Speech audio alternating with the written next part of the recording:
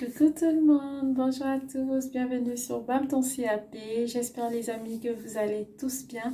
Bienvenue à tous les nouveaux abonnés les amis. Si c'est la première fois que tu tombes sur cette chaîne et que le contenu te plaît, n'oublie surtout pas de t'abonner. N'oublie pas de mettre un pouce bleu pour dire merci, ça fait plaisir.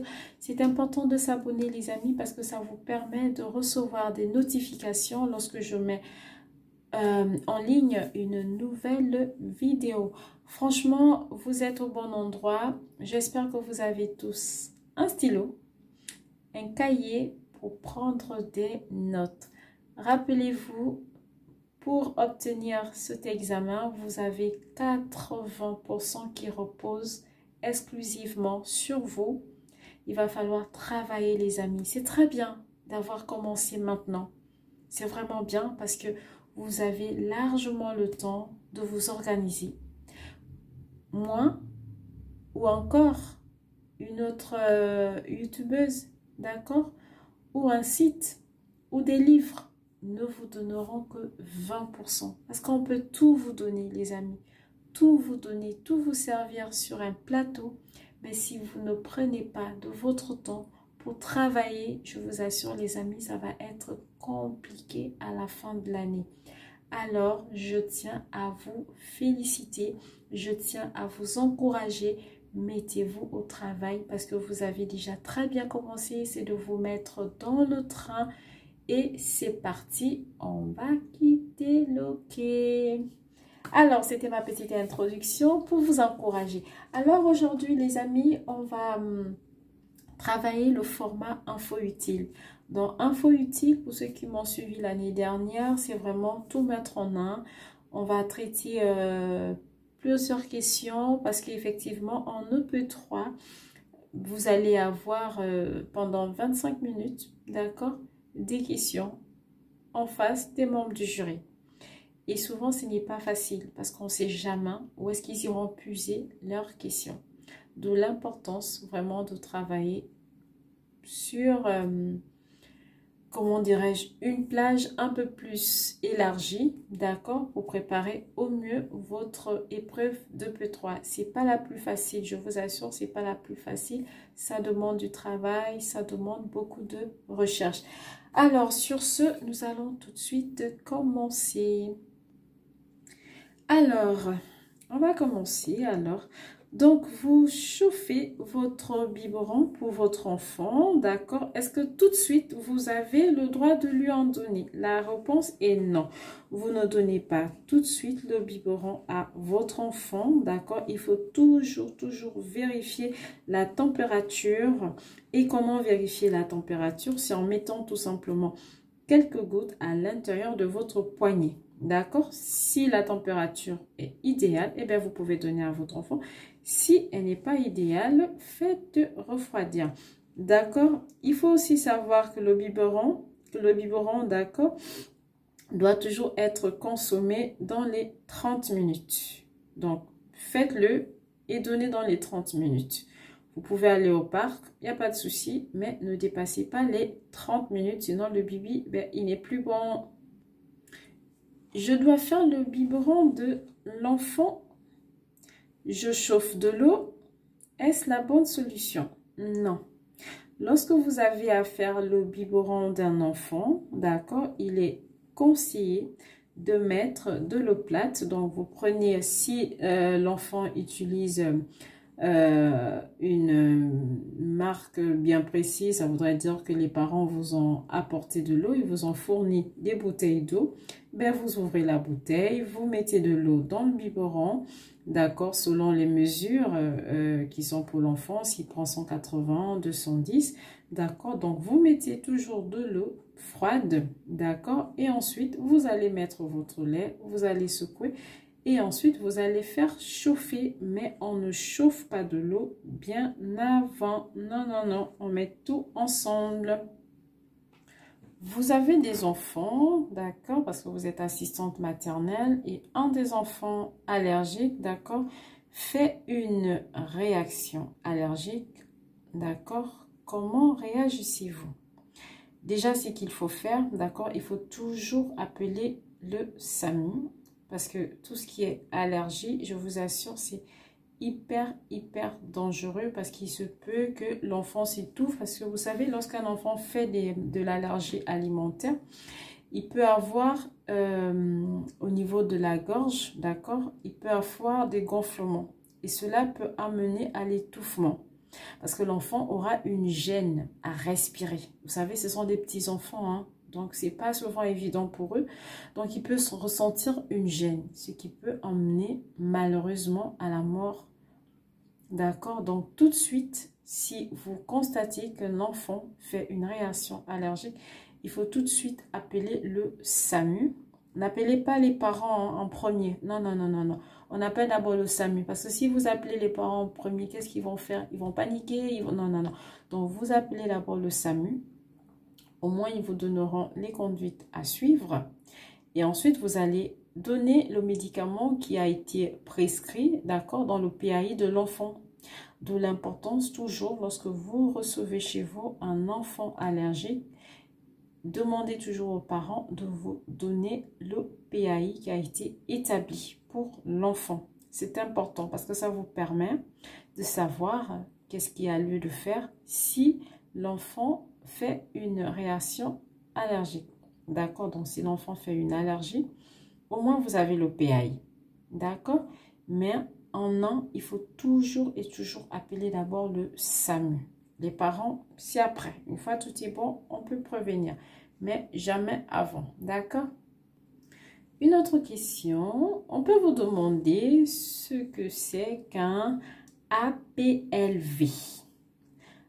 APLV, c'est tout simplement l'abréviation de l'allergie à la protéine de lait de vache. D'accord?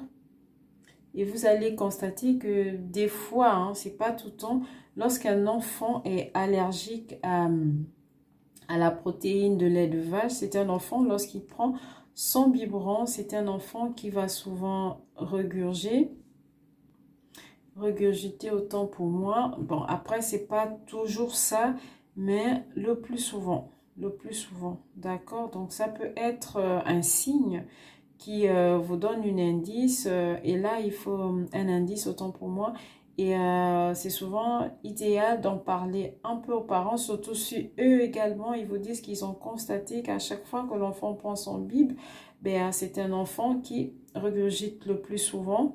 Et à ce moment, on peut se dire, il est peut-être, d'accord, allergique à la protéine de lait de vache. Dans tous les cas, c'est un symptôme, hein, c'est un signe.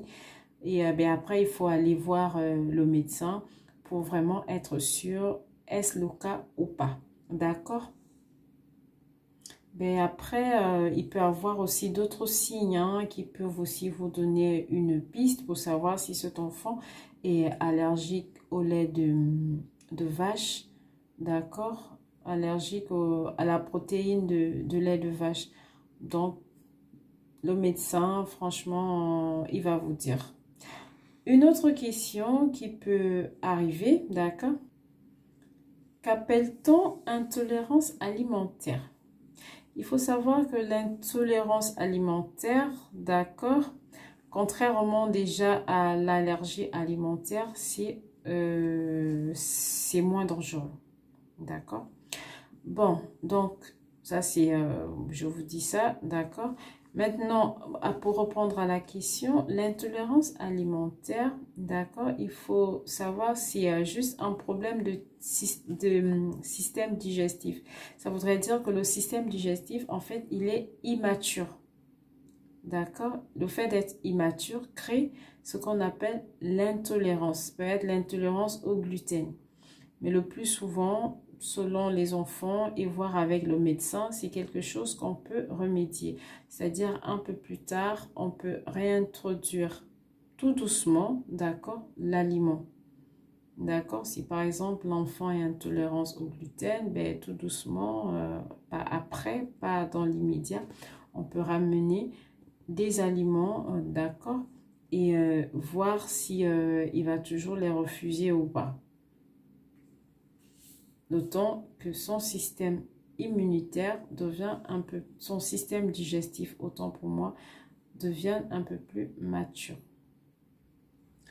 À quelle température allez-vous consommer des yaourts? C'est une question qui peut vous être posée. Ben, les yaourts, déjà, il faut savoir, d'accord, les yaourts, il faut toujours les garder à une température de 4 degrés Celsius. D'accord, ce n'est ni en haut ni en bas, ni au milieu, tout dépendra des frigos. D'accord, donc le plus souvent c'est au milieu, hein, là où on met les yaourts. Donc les yaourts seront toujours gardés à une température de 4 degrés. D'accord. Par contre, si vous avez des œufs, les œufs, eux, ils se conservent à 6, sinon à 8 degrés. D'accord? Ça, c'est pour les œufs. On ne les mettra pas à 4, mais on les mettra à 6 ou à 8 degrés pour les œufs. Ce ne sera pas la même chose. Qu'est-ce qu'un DME? DME, c'est tout simplement, c'est la diversification menée par l'enfant. D'accord?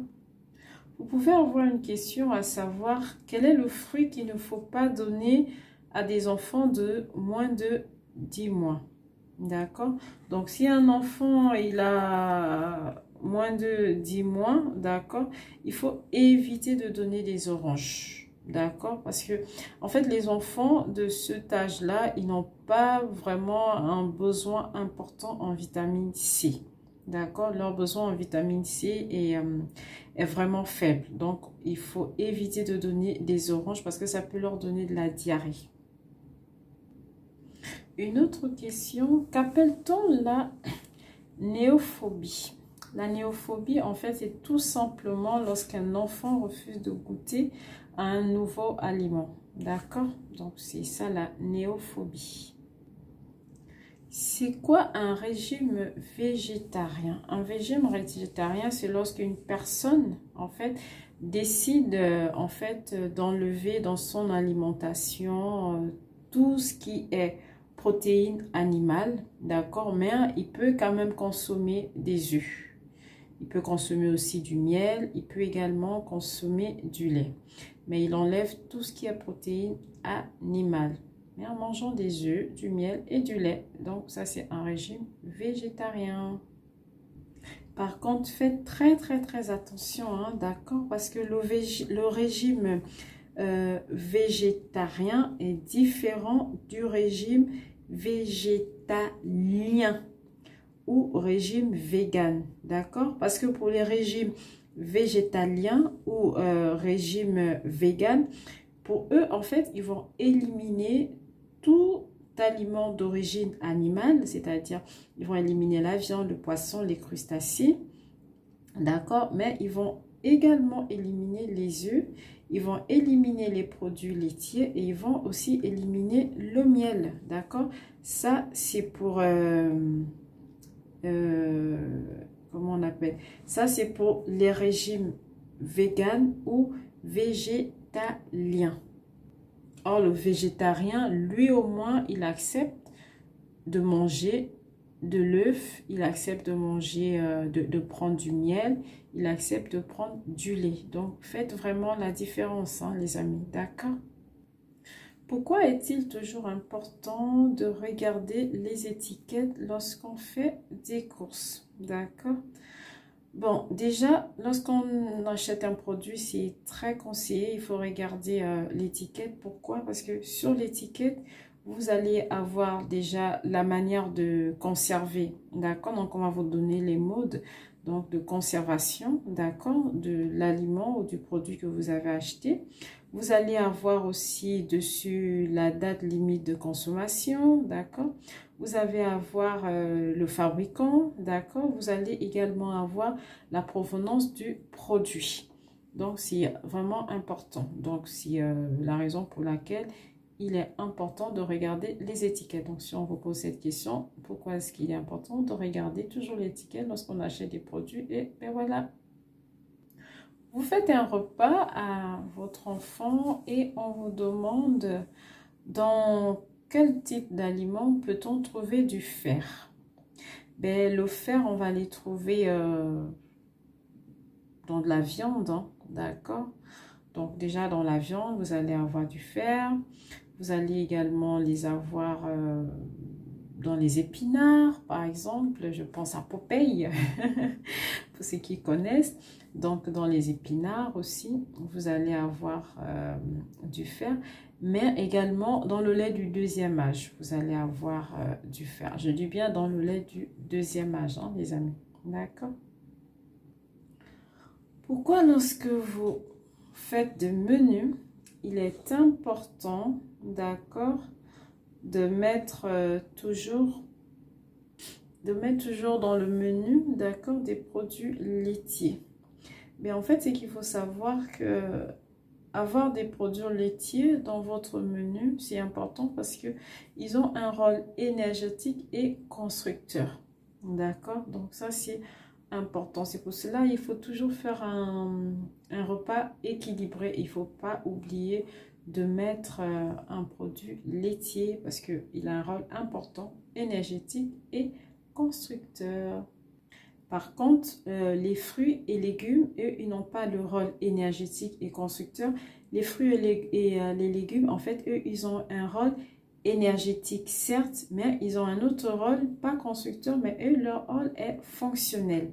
D'accord? Donc, faites bien la différence. Hein. Lorsque ce sont des produits laitiers, leur rôle, il est énergétique et constructeur.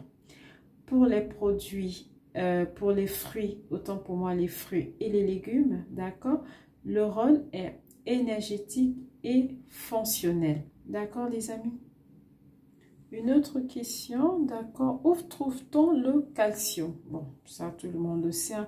Le calcium, on va le trouver dans des produits laitiers, d'accord, ça c'est sûr et certain. D'accord, donc dans tout ce qui est produits laitiers, on va trouver le calcium. Une autre question qu'on peut demander, quels sont, en fait, on peut vous demander, en fait, qu'est-ce que le calcium apporte du coup à l'organisme, d'accord? Le calcium, là, tout le monde le sait, hein, lorsque les enfants sont en pleine croissance, on dit toujours il faut leur donner beaucoup de produits laitiers parce qu'ils en ont besoin. Donc, quel est l'apport pour l'organisme, d'accord? Déjà, ça va permettre la contraction des muscles, d'accord? Ça va permettre aussi la construction des os, d'accord? C'est vraiment important et aussi la coagulation du sang. À partir de quel mois peut-on débuter une diversification alimentaire chez l'enfant? Ben, ça, c'est à partir de 4 mois, d'accord? À partir de combien de mois peut-on commencer à voir des incisives centrales inférieures chez l'enfant? Donc, on va commencer à voir des petites poussées d'incisives centrales inférieures chez l'enfant. Ça va être à partir de 6 à 10 mois. D'accord? Où peut-on trouver des protéines? Donc, les protéines, on va le trouver dans les viandes, d'accord, dans les légumes, dans des légumineuses. Où peut-on trouver des lipides? Des lipides, donc on va dire un peu de matière grasse, hein, donc du beurre, on va trouver des lipides, d'accord. Qu'est-ce qu'un repas équilibré? Bon, il faut savoir qu'un repas équilibré doit avoir 30% de lipides, 15% de protéines et 55% de glucides. Lorsque tout ça est complet, ben, on a un repas équilibré. Donc, en fait, ce sont les apports vraiment que ce repas doit avoir. Donc, le repas doit contenir tout ça, d'accord? C'est pour cela, lorsque vous faites un menu pour l'enfant, il faut toujours avoir de la protéine, il faut avoir de l'eau, il faut avoir des légumes, il faut avoir des fruits, il faut avoir des féculents, il faut avoir des produits laitiers. Toujours et toujours, lorsque vous faites un repas, il faudrait que vous ayez tout ça au complet, les amis. D'accord? C'est important. Après, pour les enfants qui ont commencé la diversification alimentaire, ils vont avoir tout ça, mais ils auront toujours en plus leur petit biberon. Peut-être ils n'auront pas le produit laitier, ils n'auront pas de yaourt, d'accord? Ils auront peut-être une compote, mais eux, ils auront le biberon. Mais pour les enfants qui ont terminé la diversification alimentaire, bien, lorsque vous faites le menu, rassurez-vous parce que beaucoup vous faites des menus et vous ne mettez pas tout ça. Donc, je vous redis, il faut de la protéine, donc du poulet. Faites-le griller pour conserver le minimum de valeur, d'accord? Donc, vous faites griller avec un peu d'huile, d'accord? Donc, vous choisissez du poulet, c'est plus simple, du poulet blanc, vous le prenez. L'eau, c'est toujours à volonté. Pour ça, il n'y a pas de souci. Pour la protéine, bon, je ne connais pas trop les grammages, mais sinon, plus ou moins 20. C'est l'idéal, hein, d'accord? Pour les enfants qui ont déjà plus de 24 mois, généralement, d'accord? Pour les tout petits, c'est un peu différent. Je pense que eux ils sont dans les 5 grammes hein, pour la protéine. Pour les enfants de 5-6 mois, ils sont aux alentours de 5 grammes pour la protéine, d'accord? Mais pour ceux qui ont déjà 24, 30, 36 mois, c'est souvent autour de 20 grammes plus ou moins, d'accord? De l'eau à volonté, des légumes, c'est toujours mieux de les faire à vapeur, d'accord? Comme ça, vous conservez vraiment tous les apports nutritionnels, d'accord? Donc, à la vapeur, c'est bon. Sinon, si c'est par exemple des carottes, vous pouvez les faire râper, il n'y a pas de souci. Mais sinon, faites-les cuire à la vapeur, c'est l'idéal. Et toujours des fruits, d'accord? Toujours partir sur des fruits de saison, faites attention, d'accord? Le plus souvent, quand il présente des assistantes maternelles, quand on vous dit qu'elle aime cuisiner, elle fait des fruits de saison et tout. Faites attention, prenez toujours le mois de juin, d'accord? Et puis vous allez regarder les fruits et légumes aussi qui correspondent à ce mois-là. Donc par exemple, les légumes, on peut prendre des carottes, ça passe, d'accord? Pour les fruits, on peut prendre par exemple du melon. Donc on va tout simplement le couper le melon en petits morceaux, hein. Comme ça, c'est bon, l'enfant, il peut se servir. On va prendre des féculents, on va par exemple prendre du riz, d'accord? Et prendre, pourquoi pas, un produit laitier. Ça peut être du fromage nature fait maison ou tout simplement du yaourt, autant pour moi, nature fait maison ou tout simplement du fromage dur comme du Babybel, bon, voilà. Ou, je sais pas, d'Emmental, c'est à vous de voir, d'accord? Bon, les amis, je pense qu'on va s'arrêter là pour aujourd'hui. J'espère que cette petite vidéo va vous aider et on reviendra comme ça sur ce format. On va continuer à travailler des questions, d'accord? Et puis voilà. Bon, sur ce, moi je vous dis à très bientôt pour une prochaine vidéo. Au revoir.